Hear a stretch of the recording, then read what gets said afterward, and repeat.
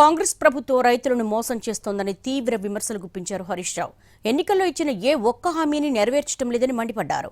వెంటనే రైతు బంధు 15,000 రూపాయలు ఇవ్వాలని డిమాండ్ చేశారు.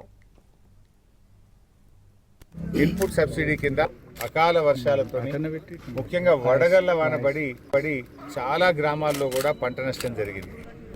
ఇవాళ నేను రాష్ట్ర ప్రభుత్వాన్ని కోరుతా ఉన్నా, వెంటనే అధికారులను ఆదేశించి ఎన్యూమరేషన్ చేసి ఈ రైతులందరికీ కూడా ఇన్పుట్ సబ్సిడీ కింద ఇతోధికంగా ఆర్థిక సహాయం చేసి రైతుల్ని ఆదుకోవాలని చెప్పి నేను ప్రభుత్వాన్ని డిమాండ్ చేస్తా ఉన్నా. అకాల వర్షాలతో ముఖ్యంగా వడగళ్ల వానకాలం యాసంగి రైతు బంధు డబ్బులు ఇచ్చిన మాట ప్రకారంగా ఎకరానికి 15,000 రూపాయలు రైతులకు అందించాలని చెప్పి నేను కోరుతా ఉన్నా. అన్ని పంటలకు బోనస్ అన్నారు, బోనస్ బోగస్ అయిపోయింది. బోనస్ అనేది బోగస్ మాటలు మాట్లాడారు. ఇవాళ బోనస్ గురించి మాట్లాడతలేరు. పంటల బీమా అన్నారు, 1,300 కోట్లు బడ్జెట్లో పెట్టినామన్నారు. ఇవాళ పంటల బీమా ఉంటే ఈ వడగళ్ల వానబడ్డ రైతులకు బాజాబ్తా పైసలు వస్తుండే కదా. ఇవాళ పండితే ఎన్ని పైసలు వస్తాయో బీమా ఉంటే కూడా అన్ని పైసలు వచ్చు.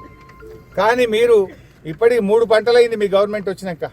పోయిన యాసంగి, వానకాలం, ఇప్పుడు యాసంగి 3 పంటలకు కూడా బీమా రాలేదు, రైతులకు రూపాయి సాయం